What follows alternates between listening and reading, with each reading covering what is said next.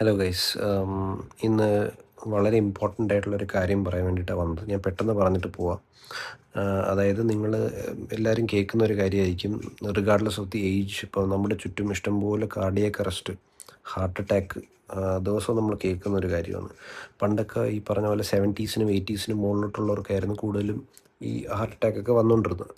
പക്ഷേ ഇപ്പോഴെന്ന് പറഞ്ഞാൽ ഏജ് ഒരു പ്രശ്നമേ അല്ല. ഇപ്പം പിള്ളേർക്കൊക്കെ ഇഷ്ടം പോലെ വരുന്നുണ്ട്. നമ്മുടെ ടെക്നോ പാർക്കിനകത്ത് തന്നെ ദിവസവും കേൾക്കാറുണ്ട്. 22, 25 വയസ്സ്, 30 വയസ്സ്, 35 വയസ്സ് ഉള്ളവർക്കൊക്കെ ഇതുപോലെ കാർഡിയാക് അറസ്റ്റ് വന്ന് മരിക്കുന്നു.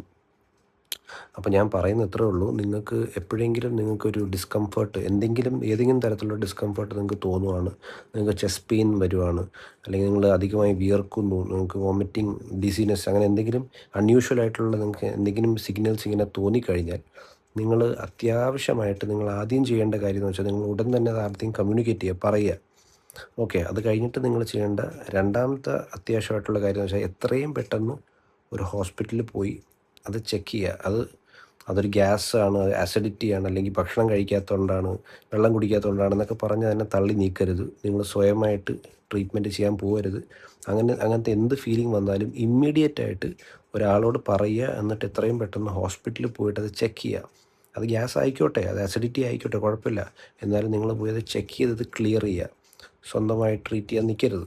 ഓക്കെ, അതും ഡിലേ വരുത്തരുത്. എത്രയും പെട്ടെന്ന് ചെയ്യുക. എത്രയും പെട്ടെന്ന് നിങ്ങൾ ഹോസ്പിറ്റലിൽ പോയി അത് ക്ലിയർ ചെയ്താൽ, അതൊരു അറ്റാക്ക് ആണെങ്കിൽ കൂടി നിങ്ങൾക്ക് നിങ്ങളുടെ ജീവൻ തിരിച്ചു കിട്ടും. ഇല്ലെന്നുണ്ടെങ്കിൽ ടാറ്റ ബൈ ബൈ ആവും. അതുകൊണ്ടാണ് പറയുന്നത് ഗൈസ്, സ്റ്റേ സേഫ്. നിങ്ങൾ ഇതിനെ നിസ്സാരമായി തള്ളിക്കളയിൽ സൂക്ഷിക്കുക. Okay, bye bye.